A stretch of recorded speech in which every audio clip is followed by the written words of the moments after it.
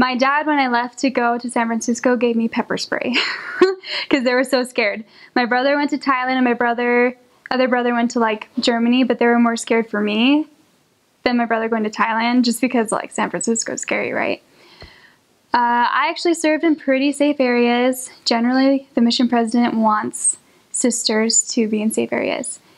For a long time, they actually didn't let sisters in Oakland because it was too scary. Depending, I think they first let Tongan sisters in and then Spanish sisters or something. But there are definitely scary moments, you know. I remember one time, I think as a sister missionary or any missionary, you feel kind of invincible. You feel like nothing will happen to you. You're a missionary, you're good. Which I think it's true. Heavenly Father looks out for you, but you need to be safe at the same time. I remember one time we were teaching late at night on a certain street, which we didn't know this, but it was actually a street for prostituting. So we came out of a lesson probably at 9 o'clock at night, and we saw some young girls on the corner, and we like stopped to talk to them because we were smart. And I think we talked to one of them, and then I think our ward mission leader lived on that street, and for some reason he was coming back from work. He was like, "Hermanas, what are you doing here? Like, are you dumb? What are you doing?" So he told us about like what was going on, why we shouldn't be out at night. So I think just anything is being wide open, like having your eyes open. Because me personally, I was pretty, I guess, innocent or naive, I guess.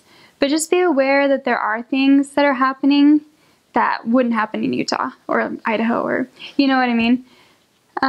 So especially late at night, I had other areas where there would be men, especially Spanish men with blonde girls. You know, they like to try to flirt with you. So just don't really pay attention, just walk on, you know, because they will, you're American. If you're like me, you know, and has blonde and you can stand out in a crowd, you know. So just, I guess, like not always they're gonna try to hit on you, but they do. So be aware of that, to not really pay attention. Don't always feel like you have to talk to somebody if you feel uncomfortable. Because sometimes that was an issue because we were like, well, we're supposed to be teaching, right? But sometimes your safety's, you know, your safety is going to be first in those situations. And it's different in different parts of the cities. So like I said, I was usually in the safer areas. But when you're actually in San Francisco or Daly City or San Leandro, like the downtown parts, you have to be a lot more careful. There's a lot more drugs, a lot more people who, if you enter their house, you might not know some things.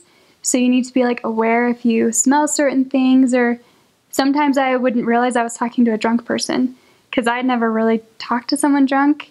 A lot of people are more experienced than I am, I guess. But just be aware when people are present in their mind or not. I started teaching someone who was, I think he was like smoking weed right before, and I had no idea.